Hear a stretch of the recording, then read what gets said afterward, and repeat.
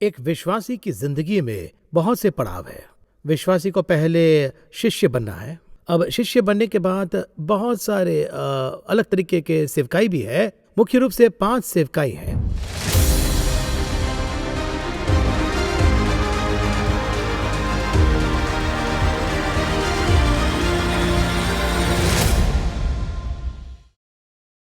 यह है office of the church. मतलब 5 सेवकाई तो है ही। आत्मा के विकास के लिए अगले पड़ाव में जाने के लिए इसे ऐसा किया गया है। इसके बारे में बहुत सारे सवाल है, लेकिन आज हम खास ब्रदर एम डी जगन से मिलकर एक मुख्य अपोस्टल सेवकाई के बारे में आज हम सवाल करेंगे। आइए मिलते हैं। Let's ask him a few more questions. Brother Jagan, welcome to the program. मैंने आरंभ में ही एक बिलीवर यानी एक बिलीवर को डिसाइपल बनना पड़ेगा ऐसा शुरू किया था। ठीक है, बिलीवर को डिसाइपल बनना है। और डिसाइपल को देखिए 5 मुख्य सेवकाई है बाइबल के न्यू टेस्टामेंट में। उन्हें ये समझना है कि उनकी सेवकाई कौन सी है। इस तरह का एक जर्नी है। बहुत से लोग बिलीवर रह कर ही सेटिस्फाइड रहते हैं। फर्स्ट फाउंडेशन में मेरा जो सवाल यह है कि मैं एक विश्वासी हूँ, मुझे एक शिष्य बनना है, और शिष्य बनकर मैं कैसे इस 5 सेवकाई को समझूं, ये मेरा सवाल है। ऐसा है कि इसमें सबसे पहले आपको वचन जानना है। वो क्या है कि उद्धार पाने के बाद बहुत से लोग पूछते हैं क्या मुझ पर प्रभु की बुलाहट है। सामान्य सवाल होता है, बेसिक सवाल। एक बेसिक सवाल है। अगर बुलाहट है तो आप सेवकाई में आ सकते हैं। ये तो देखिए, ये तो एक लंबी यात्रा है। इसके बारे में पूछे तो चलिए इस्राएलियों के उदाहरण को देखते हैं। इस्राएलियों में से केवल एक ही गोत्र को यानी लेवी गोत्र को सेवकाई के लिए बुलाया गया था। बाकी कोई गोत्र सेवा के लिए नहीं थे। इस तरह है, लेकिन इस्राएलियों के लेवी गोत्र को इस तरह से अलग करने के पहले ही परमेश्वर ने ये पहले बताया था वो राजपदधारी याजक हैं। और पवित्र प्रजा और राजपदधारी याजकों का समाज तो हमारे बारे में है। तो हमें इसमें क्या समझना होगा? इस्राएलियों में केवल लेवी लोग इस तरह से याजक बनेंगे, ये शुरू से नहीं था। शुरू में जो लोग थे वो तो राजा या केवल याजक होने के लिए बुलाए जाते थे। वो सभी सेवकाई करेंगे और सभी शासन करेंगे, किंग एंड प्रीस्टहुड। जब हम ये नए नियम में कहते हैं तो ये मलकीसदेक की रीति के अनुसार एक जगह पर ये अलग हो जाता है। क्यों ये अलग हो जाता है पूछे तो देखिए, सभी लोग बाकी सारे काम करते थे, लेकिन लेवी परमेश्वर को देख के खुद को उसके लिए अलग रखते थे। इन्हें केवल परमेश्वर की आराधना के लिए अलग करो ऐसे कहा था। और लेवी गोत्र में से परमेश्वर ने हारून को चुना और हारून के बाद में उसकी संतान आ गई। लेकिन शुरू से ऐसे नहीं था। शुरू में ये 12 के 12 गोत्र तो याजकों का राज्य था, यानी सभी राजा थे और सभी याजक थे। तब ऐसा ही था। कह सकते हैं कि यही ओरिजिनल प्लान है। ये बाइबल में है। बाइबल का प्लान तो हमेशा मलकीसदेक की रीति से केवल राजा और याजक का प्लान था। अभी का नहीं कह रहा हूँ। अब्राहम के समय में जब उसे दाखरस और रोटी दी गई, वो खुद राजा और याजक था, इस तरह से बाइबल कहती है। वो सर्वोच्च परमेश्वर का यानी याजक था। शलोम का राजा मलकीसदेक, ऐसे लिखा है। फिर उसके बाद में राजा का शासन और याजक ये दोनों अलग अलग किए गए। इसे फिर से पहले जैसे रिफॉर्म कर दिया। किसने? यीशु मसीह ने रिफॉर्म किया। याजक और राजा दोनों को एक कर दिया।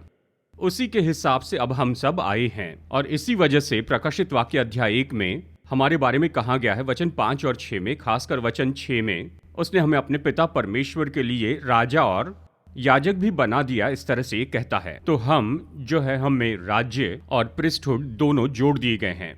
जब इसे समझेंगे केवल तभी आपने जो यात्रा शुरू की है उसमें आगे बढ़ पाएंगे। सभी क्या पूछते हैं कि आपको बुलाहट है, क्या आपको बुलाहट है, आपको बुलाहट है। ये जो बुलाहट है ये क्या है? अगर ये पूछे तो आपके उद्धार के समय में ही आपकी सेवकाई के लिए एक पार्ट है। ये जो बुलाहट है, जब आप उद्धार के लिए आते हैं, यानी उद्धार में ही प्रीस्टहुड है, राजा और याजक बनने के लिए बुलाया है। तो मैं इसे किस तरह समझूं? अब देखिए, मुझे मेरे जीवन के लिए जो कुछ भी दिया है, जो 70 साल 80 साल हम कहते हैं उसके पहले ही ये जो समय काल है उसके अंदर हमें राजा का काम करने की इच्छा होती है। हमें हमारे घर का राजा बनाया गया, ऑर्गेनाइजेशन का राजा बनाया गया है, दफ्तर का राजा बनाया। यही तो वो इच्छा होती है। लेकिन इसमें याजक का भी काम जुड़ा है। हम इसी के लिए तो उद्धार प्राप्त करते हैं। अब इसमें थोड़ा गहराई में जाए तो हम चर्च में क्यों आते हैं? लोग जो भटक गए, हम जो गलत मार्ग में जा रहे थे उसके बजाय, यानी हम उन सब से मुड़कर प्रभु के पास आते हैं। क्या कहना है? चर्च में इसलिए आते हैं कि आशीर्वाद पाए। चर्च में क्यों आते हैं? मैं मसीही हूँ, चर्च में क्यों आते हैं? ये मेरी शादी लगा कर देंगे। चर्च में क्यों आते हैं? क्योंकि ये मुझे दफनाएंगे। तो जो चर्च है, अगर अभी देखा जाए तो एक ऑर्गेनाइजेशन के जैसे या हमें कुछ देने वाली बन गई है। मैं कमियां नहीं निकाल रहा हूं, मैं कुछ और बात कर रहा हूं। और इसलिए कलीसिया जो है, ये शादी लगवाने वाली जगह नहीं, दफनाने वाली जगह नहीं। देखिए, ये सारे काम तो करते ही हैं, लेकिन कलीसिया का उद्देश्य क्या है ये पूछे तो, यानी आपको जो दिया गया प्रोडक्ट है उसे तैयार करके अगले स्तर तक पहुंचाना, यही तो काम चर्च का होता है। हम किस लिए आ रहे हैं? आते समय विश्वासी के रूप में आते हैं, उसे चेला बनाकर और उनके जीवन में जो बुलाहट है उसे उनके आने के बाद देखकर उसे ढूंढने में मदद करके तैयार करके भेजना है। सर, बिलीवर टू डिसाइबल की मेजर जिम्मेदारी उस चर्च में है, सिर्फ कलीसिया का ही है। बहुत ही मुख्य पार्ट हाँ, है। तो चर्च में जितने भी लोग आते हैं उन्हें तैयार करके भेजना ही चर्च का काम है। इसकी बुलाहट क्या है? उसे ढूंढने में मदद करना है, क्योंकि उसके बुलाहट में याजक पद है। जैसे वो अंदर आता है, उसके अपॉइंटमेंट लेटर में है, उस पैकेज में है, उस याजक पद में वो क्या है उसे देखना है। इस याजक पद में सुसमाचार प्रचारक हैं, इस याजक पद में भविष्यवक्ता है, प्रेरित है, या फिर वो शिक्षक हैं या पास्टर है क्या, ये सब देखना है। उसे देखकर उसे तैयार करना है। वो प्रोडक्ट जो कि दिया गया है, एक बच्चे के जैसे दिया गया है, उसे तैयार करके बाहर भेजना है। तो उस हद तक उतना बड़ा चर्च में एक इतना मुख्य पार्ट है उनका। अब देखिए, जब इसके बारे में बोला जाए तो नए नियम में कलीसिया के बारे में बताया है, यानी अनादि काल से परमेश्वर ने कलीसिया के काम को छिपा कर रखा था, क्योंकि ये जो चर्च है भूमि के लोगों को स्वर्ग में ले जाने वाली जगह है। इसके पहले ऐसी जगह नहीं थी। चाहे उन्होंने भवन में जाकर कितना भी बलिदान क्यों न किया हो, फिर भी अधलोक के केवल ऊपरी हिस्से तक ही गए। उससे परे वे महापवित्र स्थान में नहीं जा पाए थे, स्वर्ग तक नहीं गए थे। पुराने नियम के पवित्र लोगों के बारे में बताया गया कि उनसे जो प्रतिज्ञा की उसे नहीं पा सके। तो फिर नए नियम में यीशु मसीह आकर चर्च को तैयार करते हैं। इस चर्च के द्वारा ही ये सब कुछ होना है। कलीसिया परमेश्वर का भवन हम कहते हैं, इसलिए बेथेल से एक सीढ़ी थी, ऐसे हम कहते हैं। ये सब व्यवस्था के अनुसार कह सकते हैं। तो जो चर्च जिनको दिया गया है, उन सभी को उनके अंदर कुछ तो होगा ना, कुछ न कुछ तो है। उसके बिना परमेश्वर उन्हें नहीं लेकर आते। लोगों ने इसे कैसे अलग कर दिया है, किस पर बुलाहट है और किस पर बुलाहट नहीं, इस तरह अलग किया। ये अलग करना ही गलत है। बुलाहट के बिना कोई चर्च है ही नहीं। वचन कहता है, हम नहीं कहते हैं, वचन कहता है याजक होने के लिए, राजा होने के लिए बुलाया है। उसके अंदर जो याजक है उसे ढूंढ कर उसमें उसे बढ़ाती जाना है। हमें उसमें उसे बढ़ाना है। जरा सोच के देखिए, 9वीं के बाद या 10वीं के बाद पूछते हैं तुमको कौन सा ग्रुप चाहिए। जी हाँ, एक स्टेज के बाद अलग हो रहा है। बांट देते हैं। फिर इंजीनियरिंग कॉलेज में भेजते हैं, वहां पूछते हैं सिविल है, मैकेनिकल है, इलेक्ट्रिकल इलेक्ट्रॉनिक्स है, इंफॉर्मेशन टेक्नोलॉजी, आर्टिफिशियल, ये सब पूछते हैं। तो वो जो ढूंढने का काम है फर्स्ट ईयर में उस कॉलेज का ही है। ये ढूंढने का काम स्कूल का 11वीं में होता है। पर उसे जाने बिना और ढूंढे बिना भी खत्म करने वाले लोग भी हैं। वही अभी सबसे ज्यादा है। तो अगर फाउंडेशन करेक्ट हो तो वहाँ पता चल जाएगा। प्रेरितों का समय लीजिए, उनके लिए वचन कहता है कि वे तितर बितर हो गए और हर जगह सुसमाचार प्रचार किया। जाकर सभी लोगों ने सुसमाचार प्रचार किया। सुसमाचार प्रचार करने लायक हुए मतलब क्या हुआ? तैयार कर दिया, उन्हें तैयार किया गया था।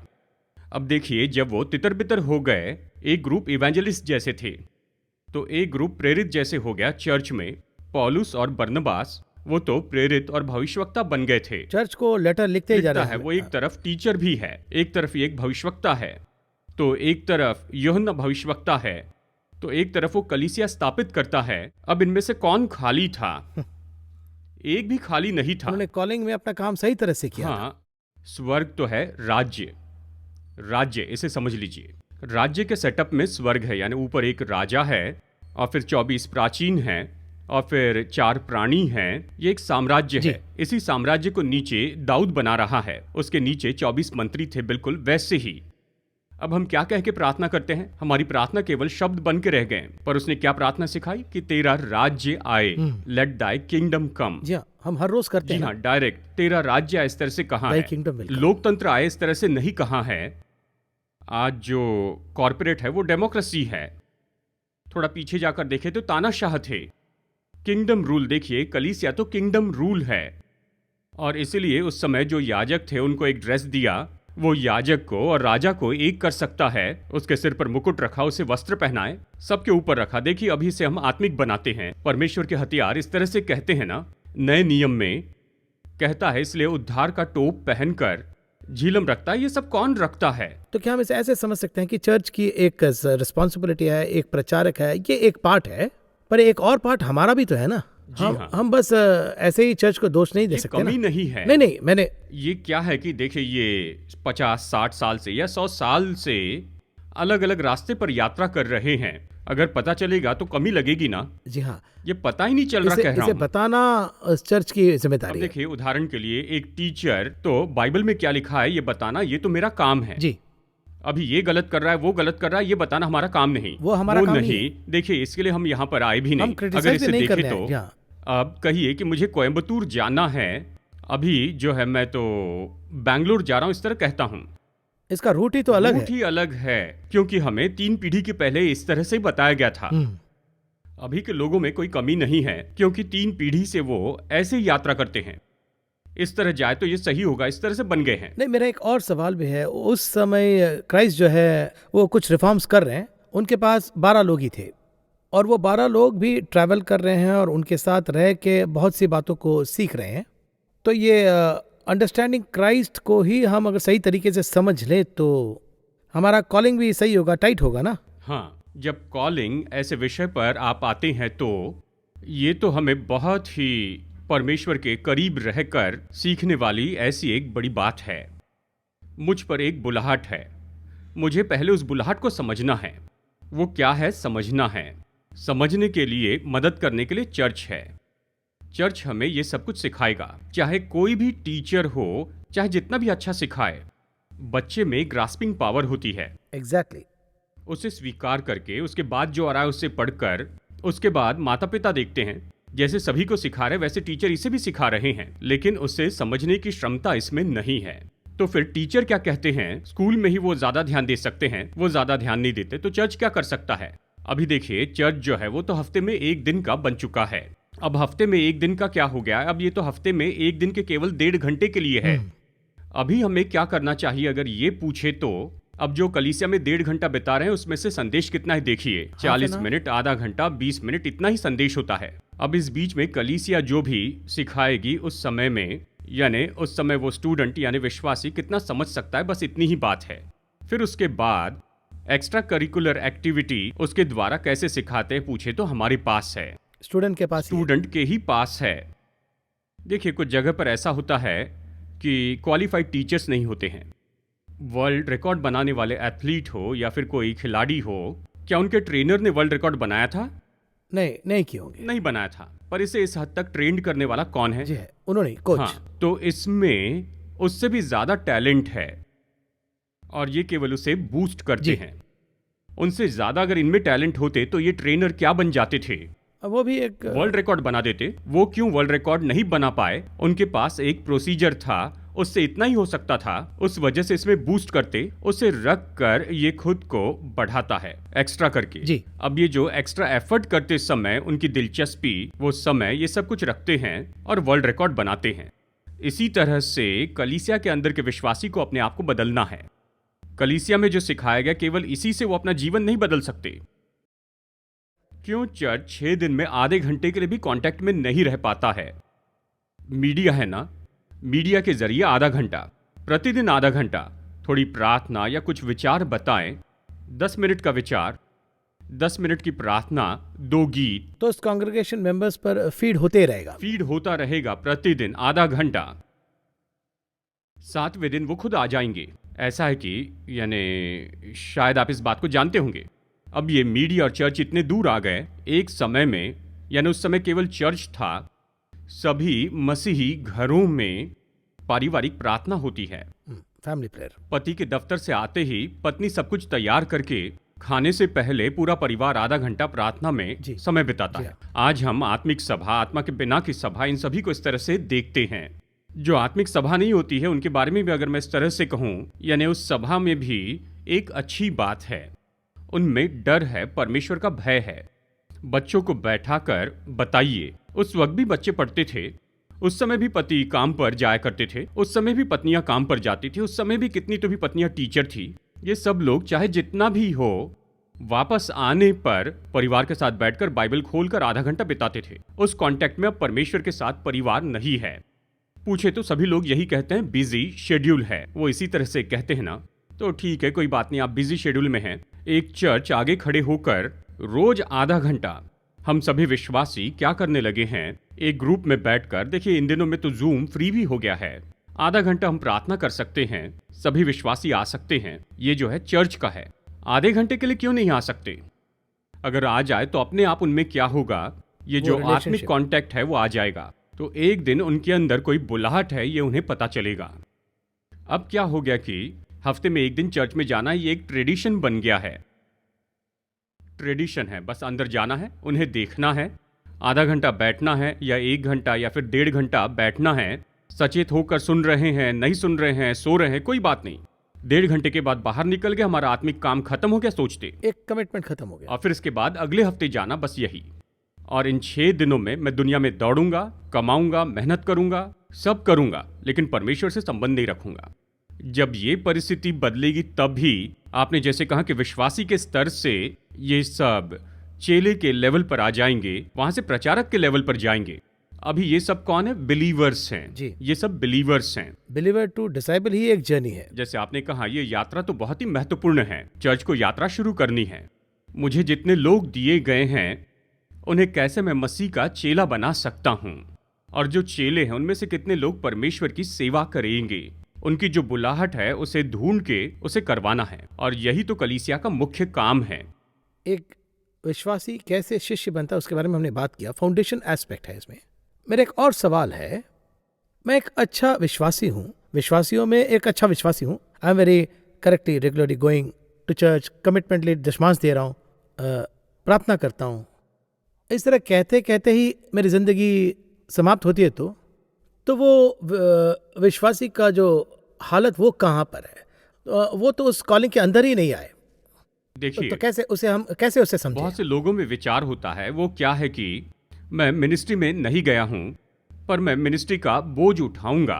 जी हाँ, सपोर्ट करूंगा, एनकरेज कर रहे हैं। मिनिस्ट्री को जो चाहिए वो दूंगा, मिशनरी को जो चाहिए दूंगा, और कलीसिया के लिए जो जरूरी है वो सब मैं दूंगा। इसके जरिए मैं अपनी सेवकाई करूंगा। ये इस तरह से मेरी एक सेवा है, इस तरह से वो सोचते हैं। ये सोचते हैं। ठीक है, इसे भी बाइबल एक तरह से बुलाहट है, इस तरह से कहती है। लेकिन ये जो देने के लिए लोग नहीं, इस तरह से परमेश्वर ने नहीं बुलाया। यानी उसने लोगों को आने के लिए कहा। खेत तो बहुत है, मजदूर थोड़े हैं, और मजदूर भेजो, ऐसे पिता से गुजारिश करते। अब ये कैसा हो गया, अगर इस बारे में आप पूछे तो उस दिन में और आज के दिन में फर्क बताता हूं। उन दिनों के लोगों के पास क्या पैसे नहीं थे वो अपनी संपत्ति बेचकर प्रेरितों के चरणों में रखते, जो प्रचार करते थे। चाहे पौलुस को लीजिए, वो कहता है इन सबको मैं कूड़ा और व्यर्थ समझता हूं। क्यों पौलुस ऐसे नहीं कर सकता था? पौलुस तो इन सब से बुद्धिमान था, उसने गमालियल से शिक्षा पाई थी। वो भी काम करते हो या पैरेलल भी कर रहे। अब देखिए, वो और क्या कर सकता था? अच्छी तरह से इसे हैंडल कर सकता था ना। सारे पैसों को वो खुद रख के अच्छी तरह से एक एक मिनिस्ट्री को तैयार करके देशों में भेजता। क्यों कहता ये सब मेरे लिए व्यर्थ है? वो क्या कहना चाहता है अगर ये पूछे तो? देने की जो एक सेवकाई आप बता रहे हैं, आपको देना ही यह सबसे बड़ी सेवकाई है। अब उदाहरण के लिए, एक समय के बाद गो एंड सेंड इस तरह की बातें आ गई जी। गो एंड सेंड ये जो है अभी मिशनरी के समय काल में आया है। सिर्फ गो ही बाइबल में है जी। लोगों के लिए अभी आसान हो गया है, कुछ संस्थाओं के लिए और भी आसान हो गया। आप मत आइए, आप भेज दीजिए, हम देख लेंगे। परमेश्वर क्या कहते हैं? कितने भी लोग आ जाए काफी नहीं। परमेश्वर के पास पैसा नहीं, इसलिए अगर आप इंतजार कर रहे हैं, सेवकाई के लिए पैसा चाहिए, तो वो पैसा किसी भी तरह से स्वर्ग आपको देगा ही। लोगों के जरिए देगा या कौवों के जरिए देगा, स्वर्ग में वो समस्या नहीं है। स्वर्ग को प्रचार के लिए मनुष्य चाहिए। अभी उनके साथ में क्या हो रहा है अगर पूछे तो, यहां कोई भी तो बोलने के लिए जाने की जरूरत नहीं। इस तरह से वो तृप्ति पा लेते हैं। अगर एक तरीके से इसे देखें तो, थोड़ा सा दान कर दिया जाए तो हमारे पाप माफ हो जाएंगे, इस तरह से सोचते हैं। अगर कुछ गरीबों की मदद कर दी जाए तो मेरे पाप धुल जाएंगे, सोचते। ऐसे जो लोग हैं, किसी संस्था के लोगों को भेज दिया जाए तो मेरा काम पूरा हो गया, इस तरह से सेल्फ सेटिस्फैक्शन में है, खुद को धर्मी ठहराते। कहा जाए तो पहले ये बकरी की बलि चढ़ाने का एक कॉन्सेप्ट था, फिर वो बदल कर बकरी को पालने लग गए कि गलती करें तो बकरी चढ़ा देंगे। उसके बाद कैसे हो गया है, मेमना तैयार है, बेफिक्र पाप करते रहो। तो वो सेटिस्फैक्शन, ऐसे सेटिस्फैक्शन में बदल गया है। वरस बाइबल में कुछ बातें हाँ। बहुत स्पष्ट है। बाइबल में बताया, पैसा नहीं है तो पिता से पैसे मंगवाओ, इस तरह से यीशु ने नहीं कहा। मजदूर नहीं है तो पिता को मजदूर भेजने के लिए कहो। यीशु मसीह चाहे तो ये जो पैसे नहीं है, ये जो लेंडिंग बात है, किसी काम के लिए उपयोग की जाने वाली चीज, परमेश्वर क्या कहते हैं, तुम्हें क्या चाहिए मैं देता हूं। पैसों से जो तुम लेने वाले हो वो लेने वाली चीज ही मैं तुम्हें देता हूं। 5,000 लोग हैं, इनको खिलाने के पैसे नहीं है प्रभु कि 5,000 लोगों को खिला सके। ठीक है, पैसा नहीं है, मैं 5,000 लोगों को खिलाता हूं। यही कॉन्सेप्ट परमेश्वर आज कर रहे हैं, अभी भी कर रहे हैं। लेकिन इसमें समस्या क्या है देखे तो, ये सभी जो लोग हैं पैसे देने को तैयार हैं, पैसे देने को तैयार है, लेकिन सुसमाचार बताने को तैयार नहीं, कहने को तैयार नहीं। इसे एक समूह के लोग उपयोग करते हैं। आप नहीं आए कोई बात नहीं, आप पैसे दीजिए, हम देख लेंगे। सच में यहां पर एक और बात मैं आपको बताना चाहता हूं, और वो ये है कि हमने उद्धार पाया, इस तरह से कहते हैं ना, मैंने उद्धार पाया है, मैंने प्रभु को स्वीकार किया है, मेरे पाप क्षमा हुए, इस तरह से कहते हैं ना, सुसमाचार बताए बिना नहीं रह सकते। बाय डिफॉल्ट कहना ही पड़ेगा। डिफॉल्ट में कहना है। ऐसा क्यों पूछे तो, उद्धार का अनुभव जब हम में आता है तभी आप में एक शांति आती है, वो तो उद्धार की शांति है। भजन 51 ये कहता है, उस शांति का जो प्रकाशन है वो है कि दूसरों को बताना है। यही तो उस शांति के लिए बाहरी रूप में होने वाली क्रिया है। Basic foundation, basic foundation. आपने उद्धार पाया है, किसी को बताओ। सुसमाचार नहीं बता रहे हैं तो आपके अनुभव में कुछ न कुछ कमी जरूर है। बेसिक फाउंडेशन, बेसिक फाउंडेशन में ही। यही तो सुसमाचार का चिन्ह है।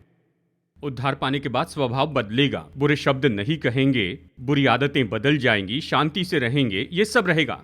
एक और स्वभाव है, ये आपके लिए अच्छा है। ये सभी करेक्ट।